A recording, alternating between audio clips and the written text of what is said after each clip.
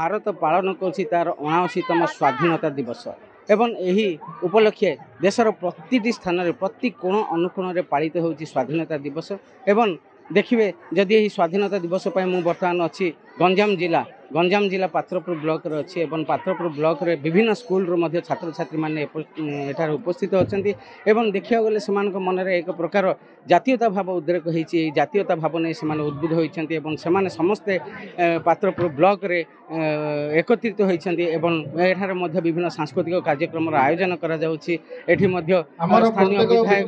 चिंतामणि स्थानीय विधायक मनोरंजन सामंत सहित वीडियो एवं ब्लॉक कर्मचारी शिक्षक शिक्षयित्री बृंद एवं छात्र छात्री माने समस्त उपस्थित अछंती। देखंतु एथा छात्र छात्री माने किभଳି भाबरे स्वाधीनता दिवस को उत्साहित होइछन्ती एवं सेमाने स्वाधीनता दिवस को कोन कहिबे चलन तांको निकट होइबा एवं तांको किछि प्रतिक्रिया न एठारे बहुत वीर जवान माने शहीद होई हमको स्वाधीनता देइछन्ती। आमे एही दिन रे तांको मानको मन पकाइबा आ एही दिन होछि बहुत पुण्यर दिन भारतवासी पय यह पूरा पुण्यर दिन अटे। आज दिन तो आम सब बहुत खुशी दिन आम जो संग्रामी माने स्वाधीनता संग्रामी माने बलिदान करिसंती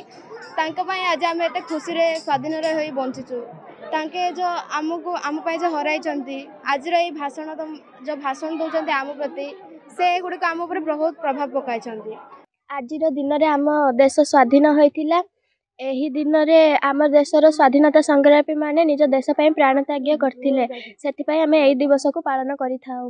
पल्ली ठारू दिल्ली पर्यंत समस्त अनुष्ठान शिक्षा अनुष्ठान विद्या मंदिर विद्यालय सब ऑफिस सब कार्यालय रे से देश प्रेमी मान उद्देश्य रे आमे आज स्वाधीनता दिवस पालन होछि। जे होछि मां सरस्वती शिशु विद्या मंदिर संपादक एवं अखिल भारत संत समिति धर्म समाज ओडिशा आंध्र और तेलंगाना प्रदेश अध्यक्ष।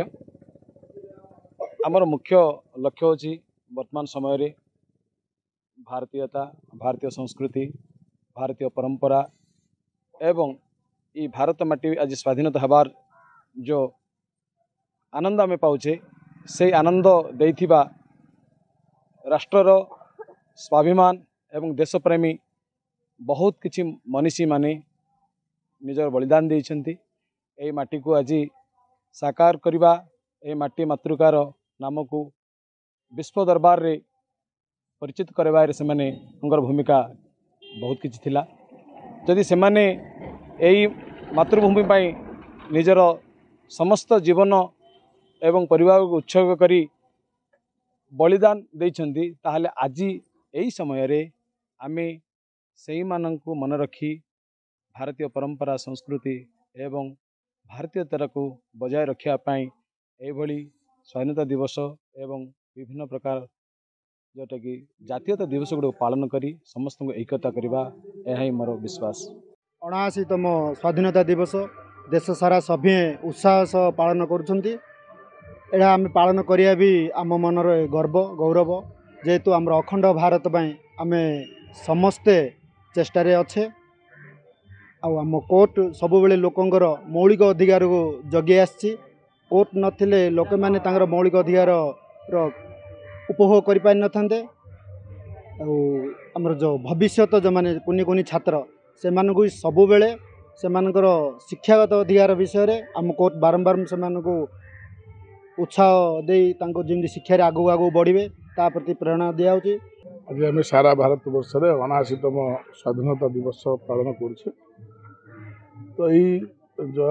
माने 79 वर्ष पूर्वे आम भारत को स्वाधीन करने जो महापुरुष माने पूर्वज माने बलिदान देइछन्ति ताको स्मरण करने सहित गतकाली